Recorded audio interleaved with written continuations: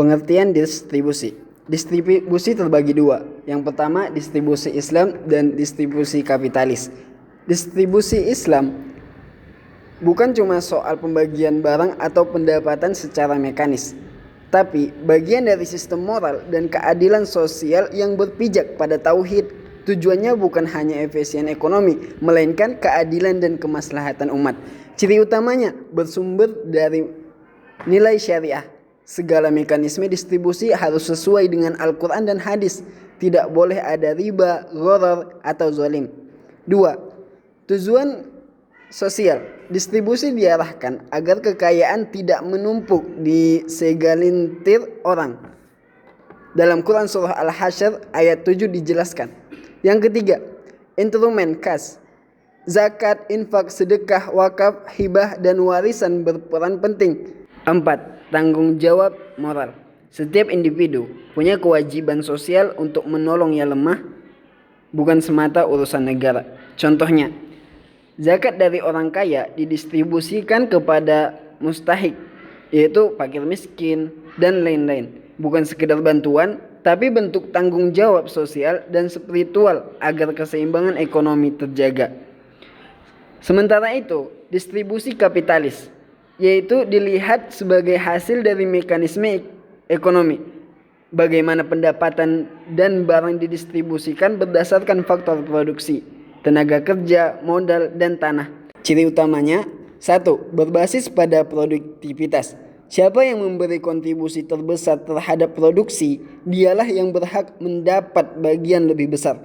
Yang kedua, netral terhadap moral. Distribusi tidak dinilai dari aspek etis, melainkan efisiensi dan persaingan. Yang ketiga, instrumen. Instrumen utama, yaitu upah, bunga, sewa, dan laba. 4. Peran negara. Dalam kapitalisme, peran negara minimal. Dalam sosialisme, negara dominan dalam mengatur pembagian hasil produksi. Sebagai contoh, karyawan mendapat upah sesuai jam kerja dan produktivitas. Pemilik modal mendapat bunga atau dividen tanpa mempertimbangkan aspek spiritual atau keadilan sosial.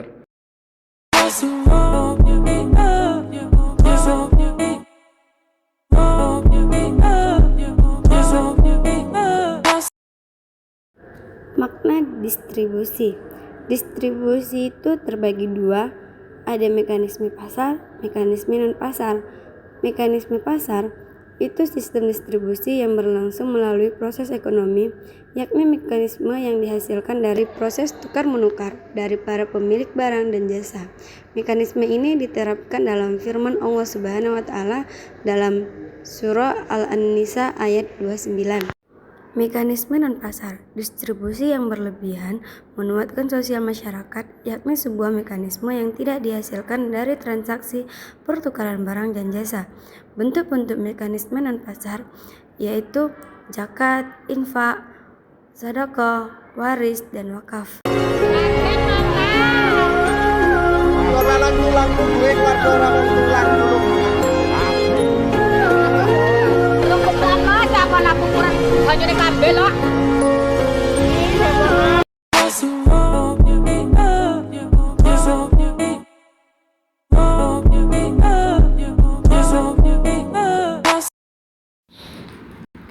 Prinsip-prinsip ekonomi Islam menurut Abu Yusuf. Yang pertama, keadilan dan kesejahteraan. Prinsip ini dapat diterapkan dalam praktik bisnis dan keuangan modern dengan memastikan bahwa semua pihak yang terlibat dalam transaksi atau perjanjian bisnis diperlakukan secara adil dan setara. Yang kedua, perlindungan konsumen dalam praktik bisnis dan keuangan modern.